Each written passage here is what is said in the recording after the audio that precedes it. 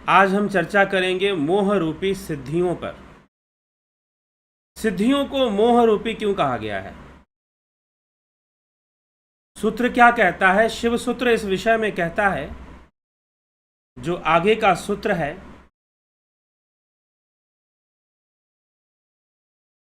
वो इस विषय में क्या कहता है? मोह वर्णात सिद्धि है। मोह वर्णात सिद्धि है। इस विषय को हम समझने का आज प्रयास करेंगे।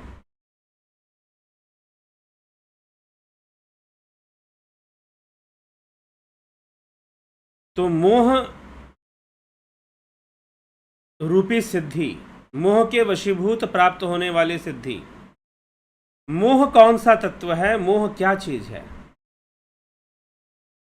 मोह क्या विषय है?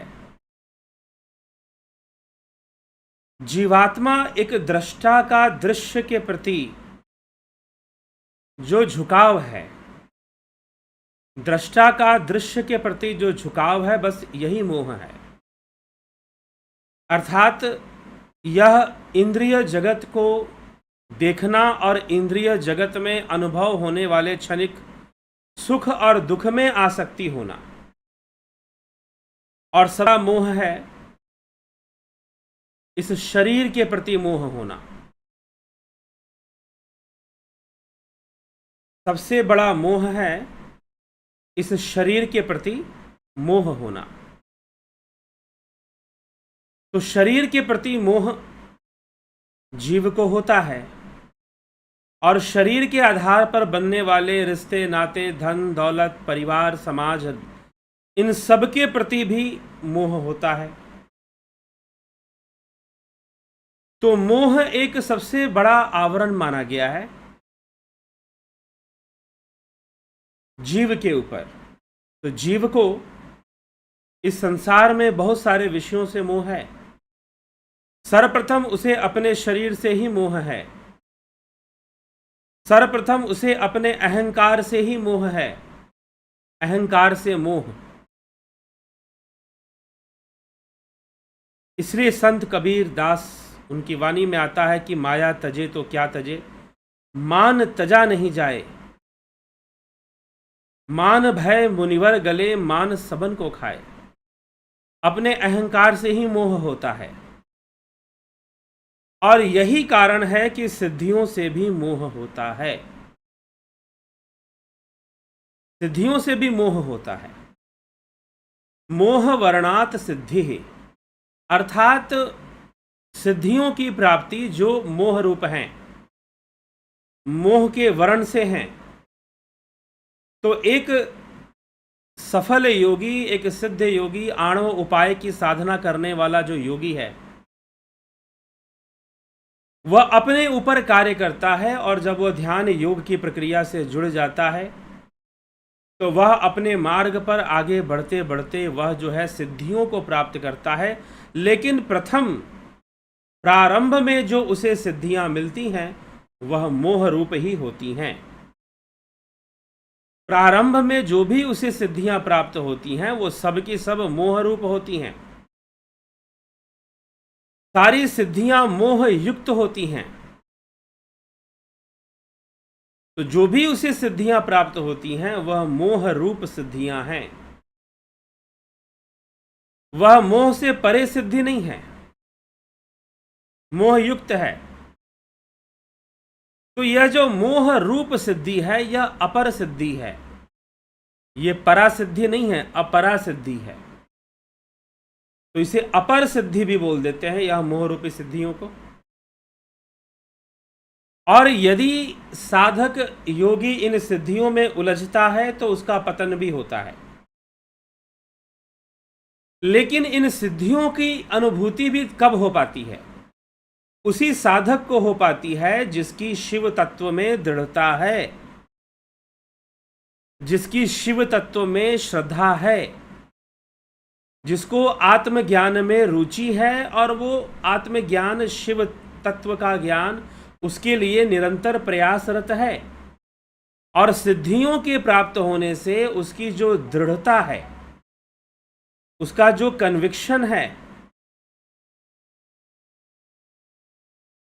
वो बहुत ज़्यादा दृढ़ हो जाता है। जब उसे सिद्धियां प्राप्त हो जाती हैं तो वो शिव तत्व के प्रति ज़्यादा ईमानदार हो जाता है। लेकिन ये बात योग शास्त्र समझाता है कि अगर किसी योगी को सिद्धि, क्योंकि सिद्धियां मिल पाना इतना सरल नहीं है। सिद्धियां उन्हीं के जीवन में आती हैं जो ईमानदारी से आत्म तत्व के प्रति समर्पित होकर शिव तत्व उसमें लीन होने के लिए, अपने मूल स्वरूप को उपलब्ध करने के लिए जो योग करते हैं, ध्यान योग करते हैं, वास्तव में वही सिद्धियों का अनुभव कर पाते हैं। लेकिन जो सिद्धियों की प्राप्ति के लिए साधना करते हैं वो ना सिद्धियों तक पहुंच पाते हैं और अपना बहुत सारा समय भी बर्बाद कर देते हैं, क्योंकि उस शून्य अवस्था की, उस शिवा अवस्था की, उस खेचरी अवस्था में जो आनंद है वो सिद्धियों में नहीं है, वो सिद्धियों में नहीं है। इसीलिए प्रथम में अपरा सिद्धियां प्राप्त होती हैं। योगी को जो सिद्धियां प्राप्त होती हैं वो अपरा होती हैं, परा नहीं होती। वह अपरा सिद्धियां होती हैं, और वह जो अपरा सिद्धियां हैं, योगी को प्राप्त होने वाली वह जो अपरा सिद्धियां हैं, वह मोह रूपी होती हैं। उनमें योगी के अंदर उनके प्रति मोह होता है, और मोह होने के कारण, यद्यपि ऐसा हम नहीं कह सकते हैं कि मोह है, क्योंकि उनकी शिव तत्व में आस्था थी तभी वो उन सिद्धियों तक पहुंच पाए हैं। तो उस शिव तत्व में उनकी दृढ़ता बढ़ जाती है। सिद्धियों की प्राप्ति से शिव तत्व में दृढ़ता बढ़ जाती है, लेकिन वो उन्हीं के साथ होता है जो वास्तव में शिव तत्व के अनुगामी हैं, उसके ही प्रति श्रद्धा रखते हैं, उसी में जाना चाहते हैं। वो सिद्धियों में नहीं उलझना चाहते, या सिद्धियों का खेल नहीं खेलना चाहते, ना सिद्धियां प्राप्त करना चाहते हैं। उनके लिए सिद्धियां सरल हो जाती हैं और जल्दी प्राप्त भी हो जाती है, क्योंकि उनका लक्ष्य बहुत बड़ा है। तो छोटी चीजें तो बहुत आसानी से प्राप्त हो जाती हैं। फिर तो प्रथम अपरा सिद्धि जो प्राप्त होती है, अपर सिद्धि जो प्राप्त होती है योगी को, वह मोह युक्त ही होती है। लेकिन दूसरा पक्ष इसका एक और है कि हाँ, वह मोह युक्त हैं, उनका आवरण मोह युक्त है, मोह ही उनका आवरण है सिद्धियों का। और ऐसा भी हो सकता है कि योगी वे पुरुष की जो आसक्ति है वो सिद्धियों में हो जाए।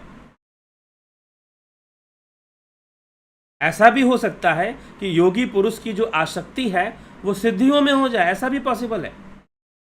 लेकिन ये नहीं भूलना चाहिए कि जिसने साधना की है और सिद्धियों तक पहुंच गया है, वह निश्चय ही उसकी दृढ़ता शिव तत्व में रही होगी, उसकी दृढ़ता आत्म तत्व में रही होगी, आत्म अवस्था में रही होगी। उसकी दृढ़ता आत्मा को प्राप्त करने में, आत्मा में लीन होने में, स्थित प्रज्ञ होने में, और शिव तत्व के साक्षात्कार और शिव तत्व की प्राप्ति में ही उसकी दृढ़ता होगी। तभी वो सिद्धियों तक पहुंच पाया है। ये हमेशा ध्यान रखना चाहिए। लेकिन फिर भी उन सिद्धियों के प्रयोग के प्रति एक मोह योगी के अंदर हो सकता है, और यदि वह मोह बढ़ जाता है तो उसकी दृढ़ता जो शिव तत्व में है वो कमजोर पड़ जाएगी फिर। और फिर उसका अगला स्टेप ये भी हो सकता है कि वह साधक, वह योगी सिद्धियों से भी पतन कर जाए, वो सिद्धियों से भी नीचे उतर जाए और बिल्कुल साधारण पशु अवस्था में आ जाए। क्योंकि सभी जो बंधन में हैं, जो पंचपाश में बंधे हुए हैं, पंचभूतों, पंच विकारों, पंच तन मात्राओं, इन सब के पाश में जो बंधे हुए हैं वो पशु कहलाता है। इन सभी के पाश में जो बंधे हुए हैं वह पशु कहलाता है। तो निश्चय ही वह पशुता में लिप्त हो सकता है, फिर इसकी संभावना भी है। लेकिन एक बात और यहाँ पर योग शास्त्र, शिव शास्त्र या शिव सूत्र ये भी समझाना चाहता है कि इन सिद्धियों की प्राप्ति से दृढ़ता भी बढ़ जाती है। क्यों बढ़ जाती है? क्योंकि साधक और योगी का जो लक्ष्य है वह शिव तत्व की प्राप्ति है। उसका लक्ष्य है शिवो अहम, उसका लक्ष्य है अहम ब्रह्मास्मि, उसका लक्ष्य है नारायणो अहम। इस लक्ष्य पर वो पहुंचना चाहता है। वह अपने तद्द्रष्टु स्वरूपे अवस्थानाम, वह अपने स्वरूप की अवस्था को प्राप्त करना चाहता है, वह अपने स्वरूप की अवस्था को प्राप्त करना चाहता है। तो जो स्वरूप की अवस्था को प्राप्त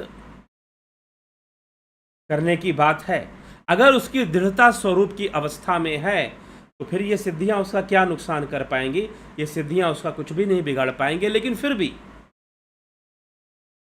सिद्धियां मोह रूपी हैं, और मोह रूपी हैं तो वो बाधा बन सकती हैं। अगर सिद्धि प्रयोग में साधक उलझता है, फंसता है, सिद्धियों का प्रयोग नहीं कर सकता, ऐसी कोई बात नहीं है, कर सकता है।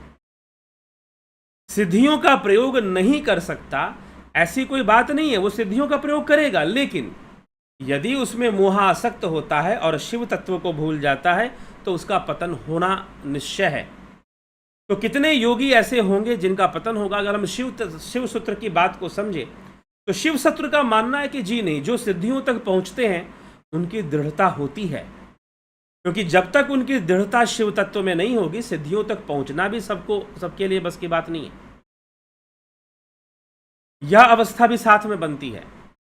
तो अगर वो सिद्धि प्रयोग करते भी हैं तो अनासक्त भाव से करते हैं।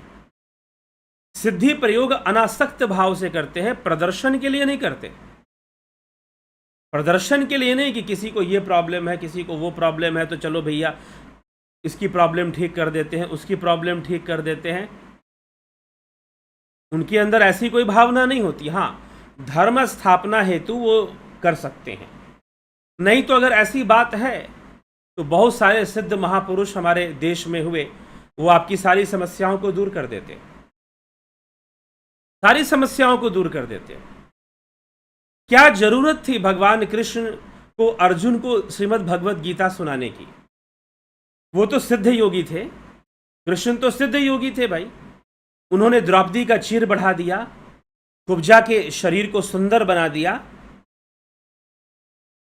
उन्होंने कई लोगों पर बहुत कुछ दिया, बहुत कुछ किया। तो ये प्रश्न उठता है कि क्या कर्म सिद्धांत झूठा हो जाएगा? जी नहीं, कोई सिद्ध पुरुष आपको आपके कर्मों से ऊपर नहीं दे सकता, ये ध्यान रखिएगा। आपको सिद्ध पुरुष के माध्यम से ही मिलना था, आपके द्वारा कुछ ऐसा पुण्य हुआ है तो आपको वैसा मिल जाता है, परंतु आपको कर्म प्रधान जीवन ही जीना पड़ेगा, तभी यह संभव है। इसीलिए भगवान श्री कृष्ण अर्जुन को कर्म की प्रधानता समझाते हैं, कर्म की प्रधानता समझाते हैं, ना कि चमत्कार सिखाते हैं कि भाई मैं चमत्कार कर दूंगा और युद्ध तो हो जाएगा, लड़ने की जरूरत क्या है। कई बार लोग जब किसी गुरु के पास जाते हैं, किसी संत के पास जाते हैं, तो वो ऐसी आशा रखते हैं जो नहीं भी हो सकता है वो गुरु जी शायद करके दे देंगे। अब क्या किया जाए? अब गुरु लोग भी ऐसी इमेज बनाने में उन्हें पसंद आता है कि लोग उन्हें भगवान की तरह माने, यद्यपि वो नहीं है। आज हमारे देश में ऐसी बहुत सारी संस्थाएं हैं, बहुत सारे गुरुजी हैं। यदि आप वहां का माहौल जानते होंगे, अगर नहीं जानते होंगे तो मैं आपको बता देता हूं। मैं किसी पार्टिकुलर संस्था के नाम लूं वो उचित नहीं होगा। हाँ, ऐसी भी संस्थाएं हैं जहां पर ऐसा प्रचलन नहीं है, जहां पर ऐसा प्रचलन नहीं है, लेकिन ऐसी भी हैं जहां पर ऐसा प्रचलन है। वहां जो भी मुखिया हैं या जो भी गुरुजी हैं, उनके शिष्य या उनके फॉलोअर उनको भगवान की तरह पूछते हैं, उनको भगवान ही कहते हैं। कुछ तो ऐसे भी हैं कि वो उनकी तो पूजा, गुरु की तो पूजा करते ही करते हैं, और गुरु की जो पत्नी है, उनके 2 बच्चे हैं, उनका भी पूजा करते हैं। मैं एक संस्था है हमारे देश में, वहाँ एक गुरु जी हैं, उनकी भी पूजा होती है, उनकी पत्नी और उनके 2 बच्चों को गणेश और कार्तिकेय बताकर उनकी पूजा होती है, और उनके बर्थडे को वो लोग, गुरु जी का बर्थडे है, गुरु जी के बच्चों का भी बर्थडे है, उसको पर्व त्योहार की तरह वो लोग मनाते हैं। एक संस्था, एक ऐसा हमारे देश में एक कल्ट है। ठीक है, कितनी संख्या में लोग जुड़े हैं, नहीं जुड़े हैं, हो सकता है कि आप लोग जो सुन रहे हैं आप ना जानते हो, लेकिन है ऐसी संस्था, मैं जानता हूँ, क्योंकि मैं यही कई संस्थाओं में घूमना और संतों गुरुओं से मिलना, किसके पास क्या है, काफ़ी लंबे समय तक मैं इन सब कार्यों में रहा, जानने की कोशिश करता रहा। ऐसी संस्थाएं हैं। नहीं तो कम से कम भगवान तो मानते ही हैं। चलो भगवान मानना, किसी के पास कोई आपको लगता है तो भगवान तो ऋषि मुनियों को भी भगवान शब्द से कहा गया है, आप मानिए। लेकिन जब आप ये सोच के चलते हैं कि भाई कोई गुरु जी ऐसे अचानक से कर देंगे, हाँ ठीक है सिद्धियां होती हैं और वो कई कई सारी चीजें वो करते भी हैं समाज में, लेकिन ये भावना कभी नहीं रखना चाहिए कि कोई योगी पुरुष या कोई सिद्ध योगी आपके अनुकूल कर्म कर दे, आपके अनुकूल कर्म कर दे, आपके अनुकूल चीजों को बदल दे, आपके अनुकूल कर दे, आप उसके पैर पूजी करो, आप उसके पैरों पे चरणों पर रोना शुरू कर दो और वो जाके कुछ सिद्धि प्रयोग कर दे और आपके काम बना दे। जब आप ऐसी भावना लेकर चलते हैं तो आपको बहुत बड़ा भ्रम हो सकता है। इसीलिए क्यों भगवान कृष्ण कहते हैं कि अर्जुन सारे कर्म जो हैं वो प्रकृति के वशीभूत होकर किए जाते हैं, जीव के द्वारा प्रकृति जीव को अपने वश में करके कर्म करवाती है। इसीलिए कर्मों के प्रति कर्तापन का भाव होना, कर्मों के प्रति कर्म होना और कर्म फल का जो संयोग है वह मेरे द्वारा नहीं होता। पंचम अध्याय श्रीमद् भगवद गीता, भगवान कहते हैं कि कर्म कर्ता और कर्म फल इन तीनों का संयोग मेरे द्वारा नहीं होता, मैं नहीं करता ये सब। कृष्ण को भ्रमित नहीं करना, अर्जुन को वास्तविक धर्म का साक्षात्कार करवाना है, भ्रम पैदा करना नहीं है। लेकिन फिर वो भी ये कहते हैं कि हां मैं सामर्थ्य रखता हूं करने का, लेकिन फिर भी कर्म सिद्धांत के अनुसार सब कुछ हो रहा है, यह भी बात कह देते हैं और हो भी रहा है। तो इसीलिए कोई बहुत चमत्कार की भावना लेकर रखना और इस तरह की प्रार्थना करना और ऐसी ही सोच लेकर गुरु के पास जाना बहुत ही भ्रमित मार्ग है और गलत मार्ग है, वो गलत रास्ता आपने अपना लिया है। अपने भीतर ज्ञान को परिपक्व करना ही सर्वोपरि है। आप अपने भीतर ज्ञान को परिपक्व कीजिए, ज्ञान के मार्ग पर आगे बढ़िए, वही सबसे अच्छी बात है। नहीं तो हाँ कार्य करती हैं, सिद्धियां भी होती हैं। और रही बात, अगर कोई ईमानदारी से योग साधना करता है, शिव तत्व में जाने के लिए साधना करता है, खेचरी अवस्था के लिए साधना करता है, जिसका प्रतीक शिवलिंग है। शिवावस्था वास्तव में जो शिवलिंग है वो खेचरी अवस्था का एक लिंग है, चिन्ह है, उसका सिंबल है, उसका बाहरी सिंबल है, चिन्ह है। चिन्ह होने के कारण उसे लिंग कहा जाता है। तो वो शिवा अवस्था, समाधि अवस्था का वो संकेत है शिवलिंग। तो इसी जिन लोगों ने ध्यान योग कोर्स किया उन्हें बताया जाता है कि शिवलिंग का क्या अर्थ है। तो शिवलिंग का अर्थ वो शिवा अवस्था है। तो जो उस अवस्था के लिए, खेचरी अवस्था के लिए, जो शिवा अवस्था के लिए, शिव तत्व के लिए ध्यान योग करता है, साधना करता है, उसे सिद्धियां भी मिलती हैं। सिद्धियों को प्राप्त करना उसके लिए सरल हो जाता है। लेकिन जो व्यक्ति सिद्धियों को लक्ष्य बना लेता है, क्योंकि इसमें देखिए ये प्रकृति का हिसाब किताब इतना स्पष्ट होता है, इतना क्लियर होता है कि जरा सी भी बेईमानी नहीं चलेगी।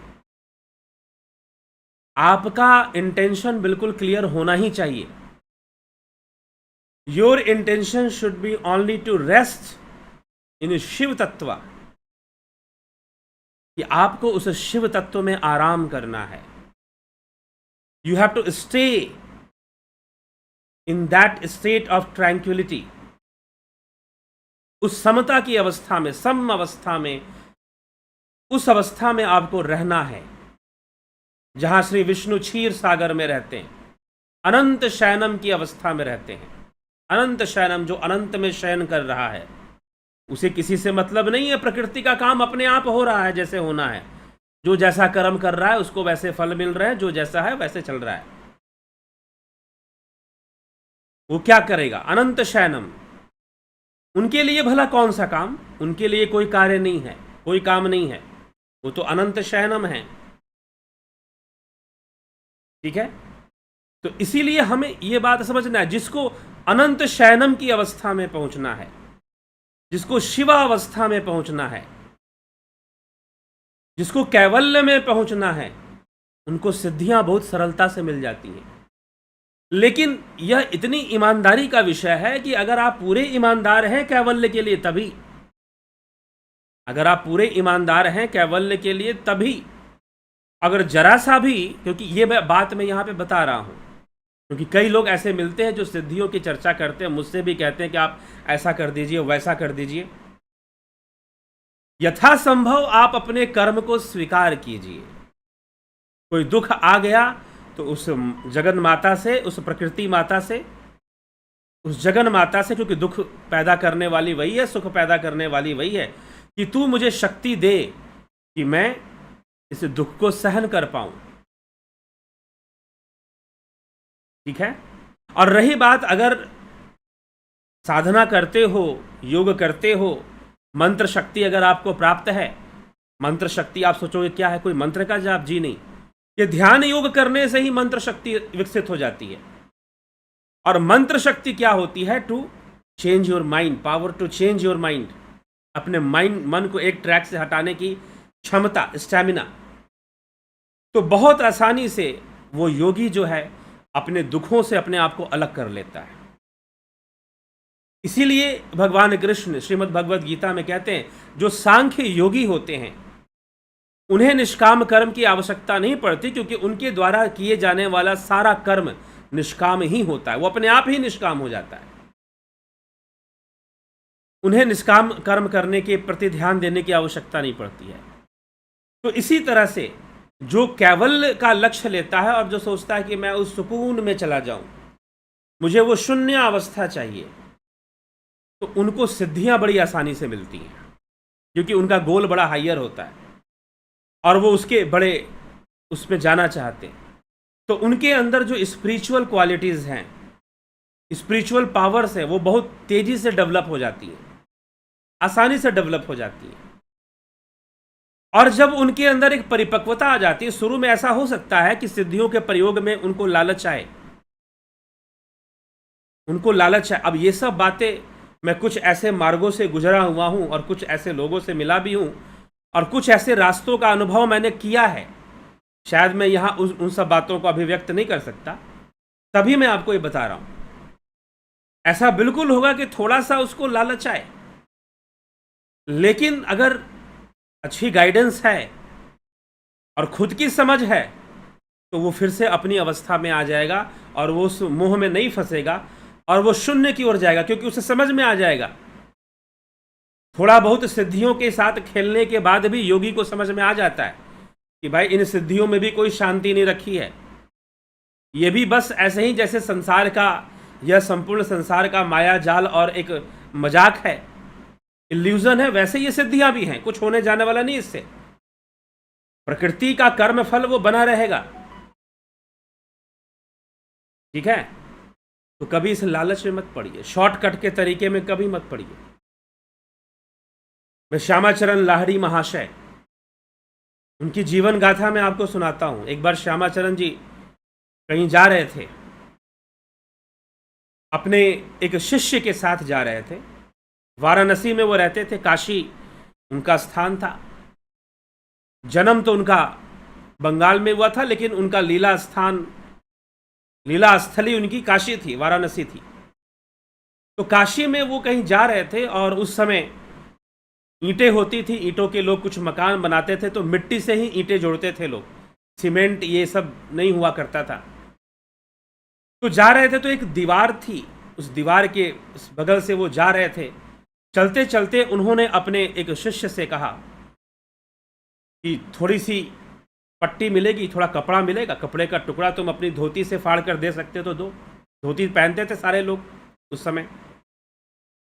तो शिष्य ने धोती से इतना सा टुकड़ा फाड़ा और गुरुदेव के हाथ में पकड़ा दिया। गृहस्थ आदमी थे श्री श्यामाचरण लाहिड़ी महाशय, और उनके सारे शिष्य लोग भी गृहस्थ हुआ करते थे, सारे शिष्य लोग भी गृहस्थ होते थे। इसलिए लाहिड़ी महाशय जी का जीवनी उनको पढ़ना चाहिए जो गृहस्थ योगी बनना चाहते हैं। पुराण पुरुष नामक एक ग्रंथ है, पुराण पुरुष, उनकी जीवनी उसमें आती है।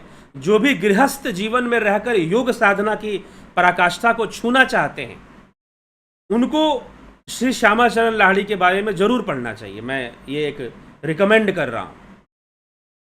तो गृहस्थ थे, 5 संतानें थी उनकी, 3 बेटियां थी, 2 बेटे थे। उन्होंने सबका विवाह भी किया, उसके बाद उन्होंने समाधि ली थी।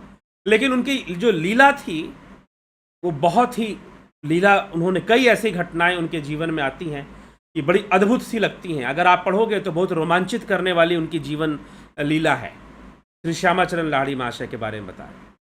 तो वो जब जा रहे थे तो उन्होंने कहा कि थोड़ी सी पट्टी फाड़ लो। उन्होंने फाड़ ली और चलते आगे, चलते चलते वो दीवार, बगल में ईंट की दीवार थी और ऊपर से एक ईंट गिरी। वो बिल्कुल दीवार के नज़दीक थे और जब ईंट गिरी तो ईंट उनके पैर पे गिरी और पैर का जो अंगूठा था उस पर चोट लगी और वहाँ से खून निकलना शुरू हुआ, रक्त निकलना, बहना शुरू हो गया।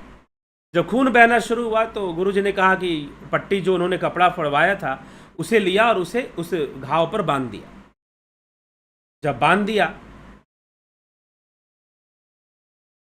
दिया तो वो जो है, शिष्य ने पूछा कि बड़ी विचित्र बात है, आपने पट्टी तो पहले ही ले ली थी, चोट बाद में लगा आपको, मतलब आपको पता चल गया था कि ऐसा कुछ होने वाला है? तो गुरु ने कहा कि हाँ, मुझे पता चल गया था, आज मुझे ये चोट लगने वाला था, मुझे पहले ही पता था। तो कहा कि ये कौन सी बात हुई कि आपको चोट लगने वाला है और आपने उससे बचने का कोई प्रयास नहीं किया, आपको पता भी है? बोला कि नहीं, ये बचने का प्रयास करना व्यर्थ था मेरे लिए, ये हो गया तो अच्छी बात है, क्योंकि ये सब कर्मों से चलता है और ये हो गया, चोट लग गई तो बढ़िया ही है।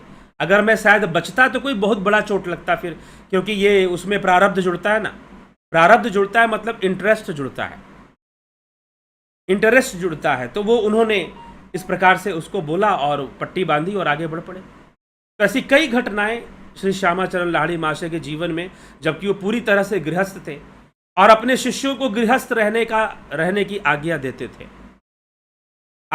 थे। तो जो गृहस्थ में रहकर जो साधना करना चाहते हैं उनके मन में कई भ्रम होते हैं कि हम ऐसा करें ना करें, वैसा करें ना करें, अपने गृहस्थ कर्मों का पालन किस तरह से करें, बहुत तरह के। तो उनके जीवनी को पढ़ने से बहुत सारे प्रश्नों के उत्तर मिल जाते हैं। जब वो तैलंग स्वामी से मिले, जब श्री श्यामाचरण लाहिड़ी महाशय तैलंग स्वामी से मिले, गंगा तट पर वाराणसी में ही मिले, तो वो तैलंग स्वामी तो सन्यासी थे और ये गृहस्थ थे। तो ये तैलंग स्वामी को प्रणाम करने लगे। जब प्रणाम करने लगे तो तैलंग स्वामी ने उनको पकड़ लिया, कहा कि नहीं, तुम मुझे प्रणाम मत करो, और गले लगा लिया। तो लोगों ने कहा कि स्वामी जी, सब लोग आपको प्रणाम करते हैं और ये तो गृहस्थ आदमी है, तो बाल बच्चे वाले आदमी है, 5-5 संतानें इनकी, और ये आपको तो प्रणाम कर ही सकते हैं। बोला कि नहीं, मैं इनसे प्रणाम नहीं करवाऊंगा। तो उनके शिष्यों ने पूछा कि महाराज क्यों, आपने ऐसा क्यों कहा, इनसे प्रणाम क्यों नहीं करवाया आपने? तो उन्होंने कहा कि जिस अवस्था को प्राप्त करने के लिए मुझे अपनी कुपिन भी उतारनी पड़ी, मतलब लंगोट भी उतारना पड़ा मुझे, जिस अवस्था को प्राप्त करने के लिए इस महायोगी ने घर में रहते रहते, परिवार में रहते रहते इसने प्राप्त कर लिया, तो इसीलिए मैं इससे प्रणाम नहीं करवाऊंगा। ऐसा ही हुआ था जब भगवान कृष्ण स्वपच्य मुनि को प्रणाम कर रहे थे, तो स्वपच्य मुनि ने कृष्ण को रोक दिया कि नहीं, मैं तुमसे प्रणाम नहीं करवाऊंगा। तुम भले गृहस्थ हो, राजा हो, राजसी पुरुष हो, बाहर से तुम राजसी ही दिखाई देते हो और राजसी कर्म करते हो, राजनीति में लगे रहते हो। भगवान कृष्ण का बाह्य जीवन तो यही था, पॉलिटिकल लाइफ थी। लेकिन स्वपच्य मुनि ने कहा कि नहीं, जो तुम्हारा जो आध्यात्मिक स्तर है वो, उसे देखकर मैं तुमसे प्रणाम नहीं करवाऊंगा। तो कृष्ण का प्रणाम उन्होंने स्वीकार नहीं किया था स्वपच्य मुनि ने। बाकी पांडवों को तो उन्होंने बहुत फटकार लगाई थी। कथा आती है स्वपच्य मुनि की, वो एक अलग विषय पे हम चले जाएंगे। तो जो सिद्ध योगी होते हैं, ऐसा नहीं कि सिद्धियां कोई ऐसी चीज है जैसे कि कोई मैजिक किया जा रहा हो, जैसे कि हमारे देश में कोई बाबा जी थे, वो कोई ऐसे वैसे कर देते थे, चमत्कार कर देते थे, कुछ दिखा देते थे, कुछ कर देते थे। ये सिद्धियां नहीं होती हैं। हाँ, तामसी सिद्धियां हो सकती हैं, तमोगुनी सिद्धियां, तामसी कर्मों से, तामसी भावनाओं को बढ़ाकर सिद्धियां भी प्राप्त की जाती हैं, जो पराई सिद्धियां होती हैं, अपनी सिद्धियां नहीं होती हैं, व्यक्तिगत सिद्धि नहीं होती। लेकिन जो योग सिद्धि होती है वो व्यक्तिगत होती है, वो आपकी अपनी ऊर्जा है, वो आपकी अपनी एकाग्रता का परिणाम है। वो उसी के लिए स्वामी विवेकानंद जी कहते हैं कि जैसे एक मैग्नीफाइंग ग्लास को आप सनलाइट में रखेंगे तो वो सारी किरणों को इकट्ठा कर कर एक पॉइंट पे फोकस करेगा और वहां इतनी एनर्जी पैदा होगी कि आग लग जाएगी।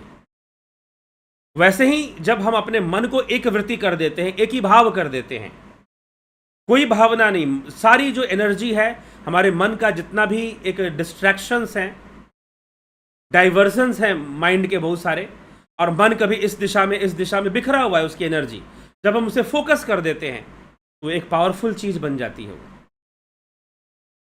ठीक है, और वो जो है फिर हमारे अंदर एक्स्ट्रा ऑर्डिनरी चीजों को डेवलप कर देती है। तो ऐसी चीजें हमारे अंदर विकसित होनी शुरू हो जाती है। उसका प्रयोग भी किया जा सकता है, लेकिन किस हेतु प्रयोग होता है उसका, यह भी समझने की आवश्यकता है। तो योगी जगत कल्याण के लिए या समाज के लिए यथासंभव जो है उतना करते हैं, नहीं तो कर्म का सिद्धांत लागू होता है। प्रकृति अपना खेल खेलते रहती है और चलता रहता है, चीजें आगे बढ़ती रहती हैं। सिद्धियां प्रकृति के नियम से अलग नहीं है, इसीलिए इन्हें मोह रूपी सिद्धियां कहा जा रहा है। क्योंकि सिद्धियां किसका भाग है? क्या सिद्धियां ब्रह्म का भाग है? बिल्कुल नहीं। हां, यह जरूर है कि ब्रह्म की ओर मार्ग में जाने से सिद्धियां मिलती हैं, लेकिन सिद्धियां ब्रह्म का पार्ट नहीं है। सिद्धियां प्रकृति का भाग है। सिद्धियां प्रकृति देती है, ना कि ब्रह्म। यह ध्यान रखिएगा। सिद्धियों की प्राप्ति प्रकृति प्रदान करती है, लेकिन किनको प्रदान करती है? जो प्रकृति के रहस्य को जानते हैं, उन योगियों को प्राप्त होती है जो प्रकृति के रहस्य को जानते हैं, और वो योगी फिर ऐश्वर्य उनके पास होता है। यही ऐश्वर्य है, वास्तविक ऐश्वर्य यही है। वास्तविक ऐश्वर्य जो है वो यही है। वो ऐश्वर्यमय जीवन जीते हैं और वो फिर किसी बात की चिंता नहीं करते हैं। उनके लिए यश अपयश मान सम्मान धन धान्य बहुत छोटी बातें हो जाती हैं, और वो एक ऐसी अवस्था में पहुंच जाते हैं, सिद्धा अवस्था में, कि संकल्प मात्र से ही बहुत कुछ वो कर सकते हैं और करते हैं। ठीक है, तो ये विषय हमें समझने की आवश्यकता है, और यदि हम समझते हैं तो हम भी सिद्धियों का सही अर्थ समझ पाएंगे, सिद्धियों का सही मर्म हम जान पाएंगे। तो ये सब बात समझकर यह मोह रूपी जो सिद्धियां हैं, इनके आवरण में योगी नहीं पड़ता है, क्योंकि वो जानता है कि ये सिद्धियां भी अगर मुझे मिली हैं तो इस कारण से मिली हैं क्योंकि मेरा जो ध्यान है वह शिव तत्व में है, मेरी जो श्रद्धा है, मेरा जो समर्पण है वो शिव तत्व में है। तो इसीलिए इन सिद्धियों से वो मोह नहीं रखता। लेकिन सिद्धियां मोह रूप होती हैं, सिद्धियां मोह रूप होती हैं, इसमें कोई संशय नहीं। तो ये बात को यहां पर समझाने की कोशिश की गई है। अब एक और तुलना हो जाती है कि आणव उपाय और शांभव उपाय। शांभव योगी जो हैं उनको स्वतः ही सिद्धियां प्राप्त हो जाती हैं, मात्र शिव तत्व का ध्यान करते हैं। और जो आणव योगी हैं उन्हें काफी छोटी साधनाओं से होते हुए आगे बढ़ते हैं वो, तो उनको प्रयत्न करने पर उन्हें सिद्धियां मिलती हैं, ऐसे नहीं मिलती। तो इसीलिए शांभव योगी की तरह शिव तत्व में लीन होने का प्रयत्न करना चाहिए। तो ये सब सिद्धियां उद्धियां बहुत सरलता से उनको प्राप्त होती है, लेकिन फिर भी जब उसका शिव तत्व, अब इसमें मुंह से कहने वाली कोई बात नहीं है,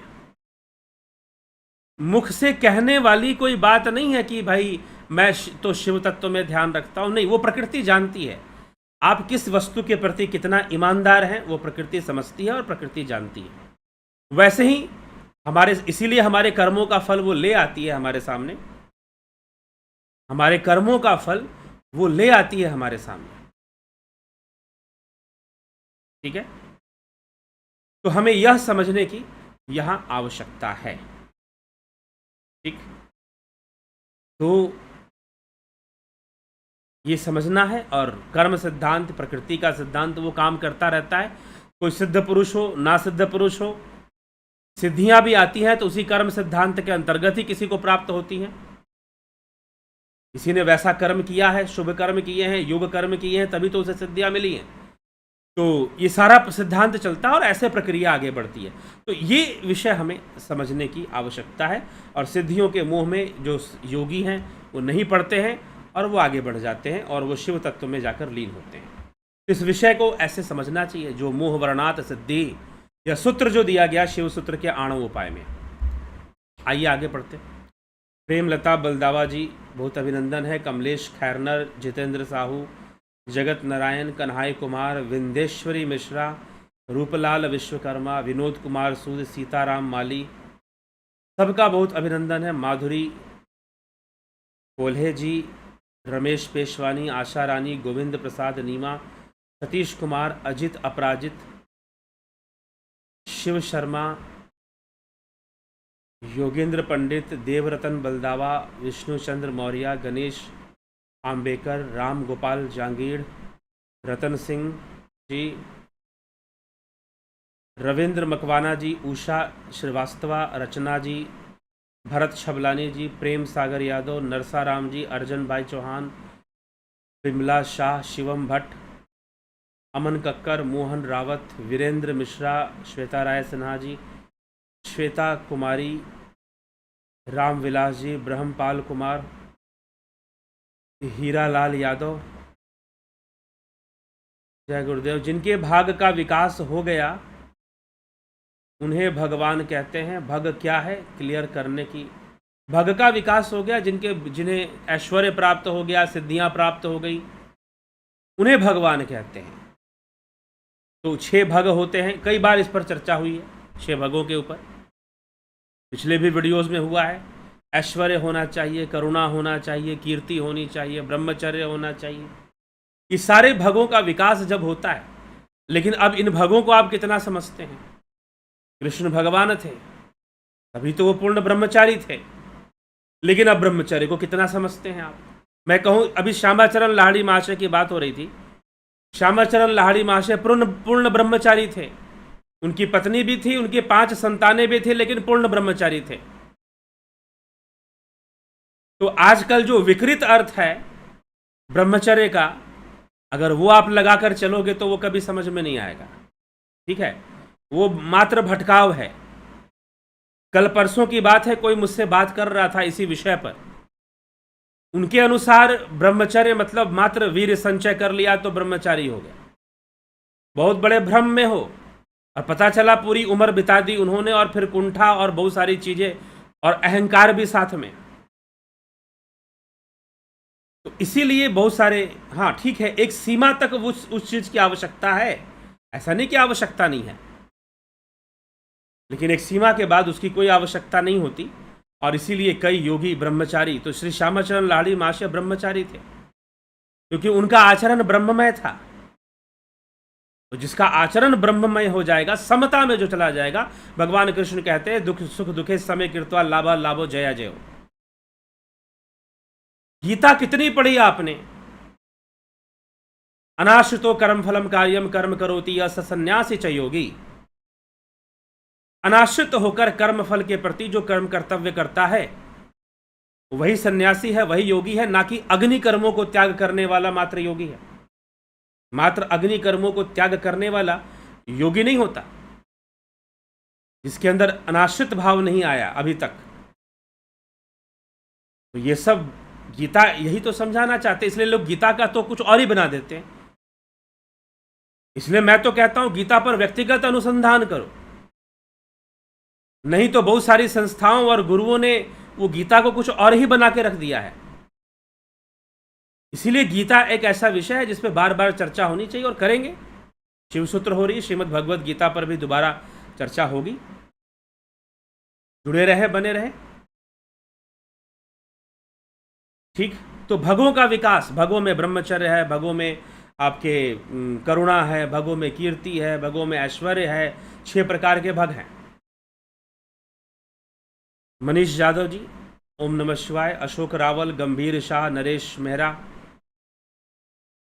पंकज सोनी, राजू पाल, सरोज कृष्णानी, रविशंकर चौहान, शिवा शर्मा, पवन पुरी, विनोद कुमार शर्मा, बीकू कुचाड़िया, बाबू इंटेलिजेंट, एसपी सैनी, मिथिलेश सिंह, शिवा शर्मा, राकेश मराठे, एके त्यागी, सुनीत कुमार जी, केजे राव नायक, पवन कुमार गुप्ता, सभी का बहुत बहुत अभिनंदन है।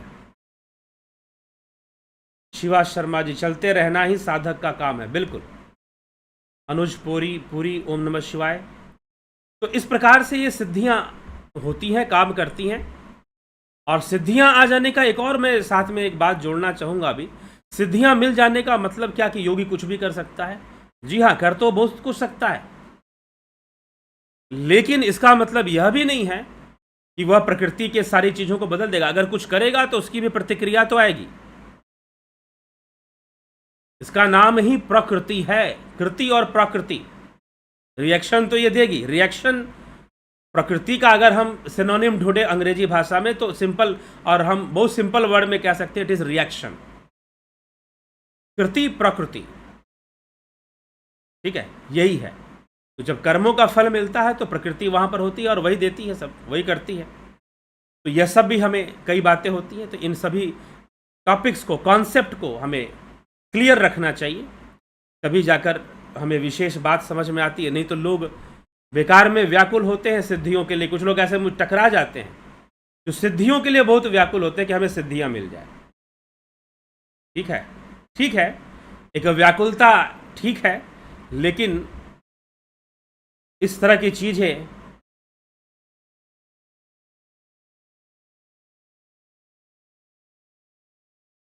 हाँ, केवल मेरे संचय करने से कोई ब्रह्मचारी नहीं, बल्कि मन को संचय करना होगा। एकदम मन का संचय होगा तभी तो ऊर्जा प्रकट होगी। सिद्धि कहाँ से आएगी जब तक मन की संचय की टेक्निक नहीं होगी? तो चलिए, ठीक है, इसी के साथ हम विराम देंगे और आगे बढ़ेंगे।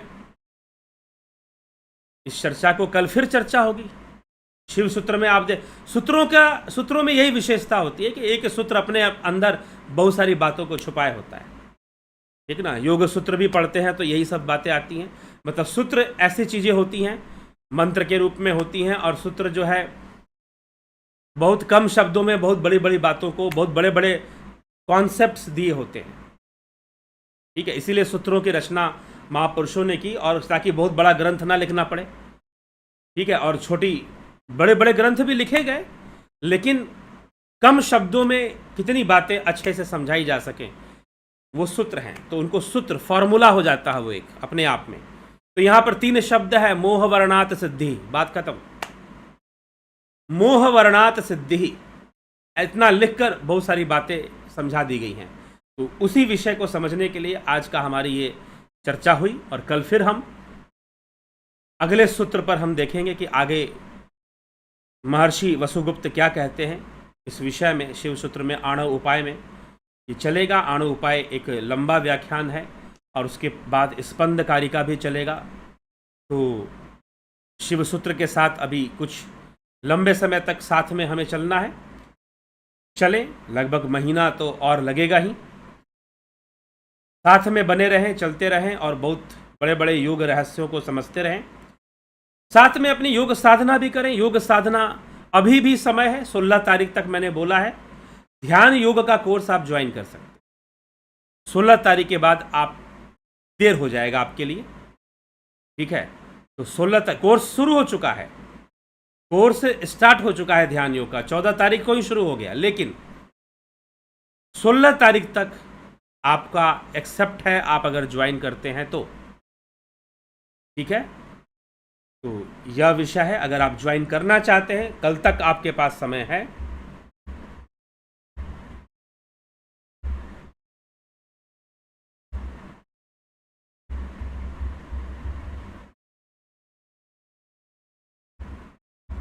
व्हाट्सएप मैसेज करके आप ध्यान योग के कोर्स की जानकारी लेकर ज्वाइन कर सकते हैं। कल तक आप ज्वाइन कर सकते हैं। तो चलिए, इसी के साथ प्राकृतिक चिकित्सा है, उसको भी ज्वाइन करना है तो कल तक आप कर सकते हैं। तो इसी के साथ विचारों को यहाँ विराम देते हैं, और कल फिर मिलते हैं लाइव चर्चा में, 9 PM लाइव चर्चा में, ठीक है। बहुत बहुत आभार आप सभी का।